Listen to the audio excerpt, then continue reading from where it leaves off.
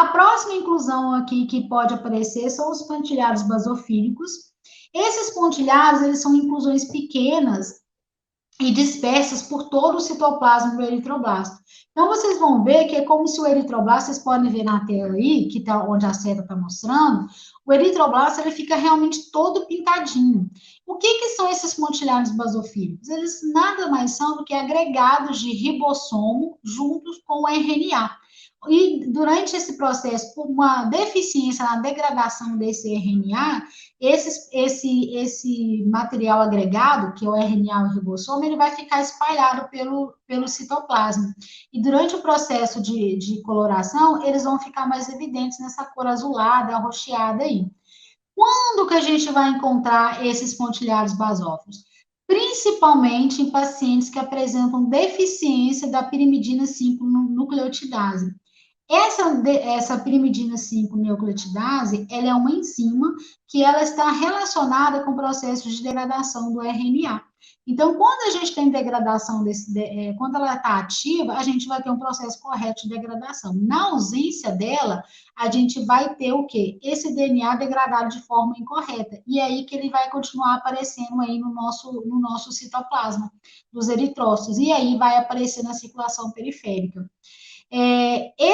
Isso pode acontecer também num caso de intoxicação por chumbo. É muito comum a gente encontrar também esse tipo de pontilhado basofílico quando a gente tem pacientes que são intoxicados por chumbo. Só que nesse caso, diferente de quando é um quadro de deficiência de pirimidina 5-nucleotidase, que no caso causa uma anemia hemolítica, aí, nesse quadro, a gente vai ver o quê? Muitos grânulos, muitos pontilhados basofílicos.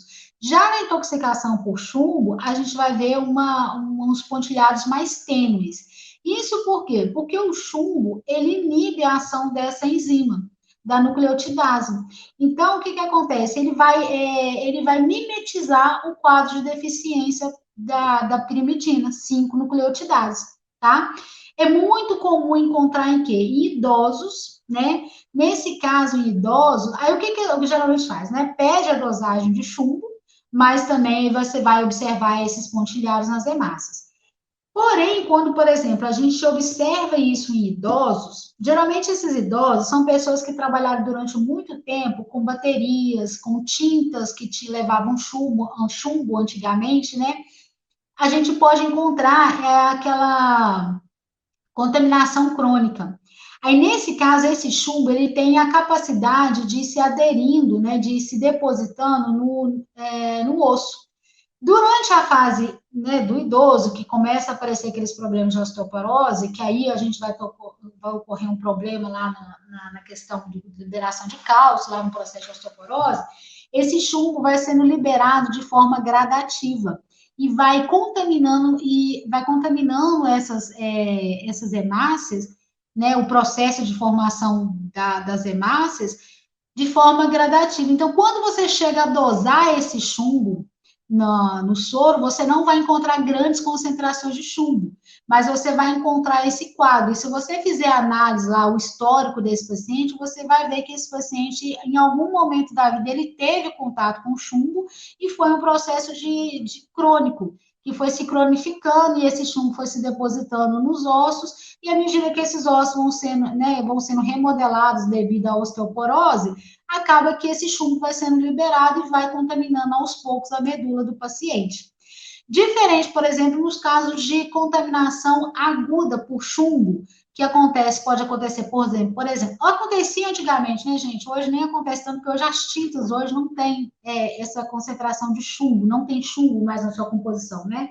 Mas crianças, por exemplo, que brincavam em parquinhos onde tinham tinta, né, que os parquinhos eram pintados com tinta, ou a própria parede que usavam essa tinta com chumbo, e a criança acabava ingerindo ali aquela quantidade de tinta, brincando ali, tendo contato com aquele material, acaba tendo uma infecção aguda.